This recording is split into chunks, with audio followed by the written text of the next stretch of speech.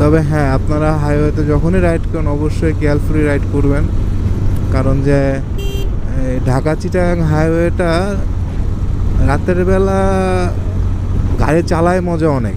রাতের বেলা গাড়ি চালায় অনেক মজা, পুরো রাস্তা ফ্রি থাকে, গাড়ি থাকে কিন্তু সব টানের উপর থাকে, এই যে অটো থাকে না, মানুষ থাকে না, এই কারণে রাতের বেলা গাড়ি চালায় অনেক মজা, কিন্তু ডাকাতের রিস্ক একটা। আর দিনের বেলা সমস্যা কি, দিনের বেলা ডাকাতের ভয় নাই, কিন্তু আপনার অটো মানুষ সমানে পার হচ্ছেই হইতাছে।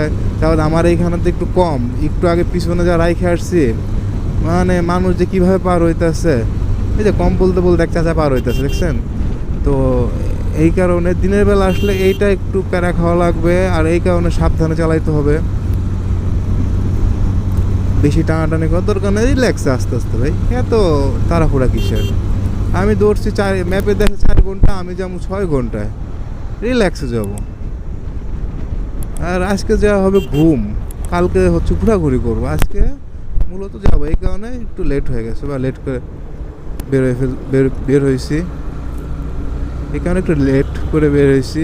আর এতটা লেট করতে চাই না, আমার পিলনের জন্যই মূলত আমার এতটা লেট হয়েছে।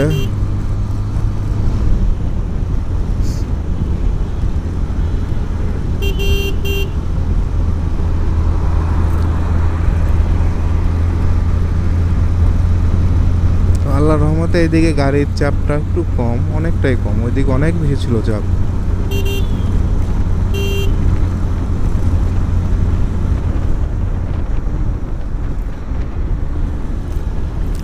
আর তার ভিতরে আমি আরেকটা জিনিস খুঁজতেছি, এখানে কি গজারি কুমিল্লা 59 কিলো কুমিল্লা দিয়ে যাব, যেটা বলতেছিলাম। তার ভিতরে আমি আরেকটা জিনিস খুঁজতেছি, আমার বাইকটাকে একটু ওয়াশ করানো দরকার।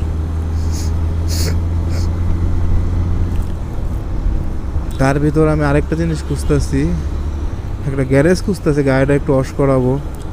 কারণ গাড়িতে কেদায় অবস্থা খারাপ পিছনে, আর কেদা বেশি লেগে থাকলে গাড়ি চালায় একটা মজা পাওয়া যায় না, মনে হয় গাড়ি একটু ভার লাগে।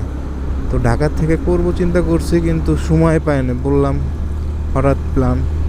তো সকালে উঠেও দেখছি কোনো ওষুধ দোকান খোলা নাই, এই কারণে আর করতে পারিনি। চিন্তা করলাম রাস্তার মাঝখানে কোথাও দাঁড়ায়া করে নিব।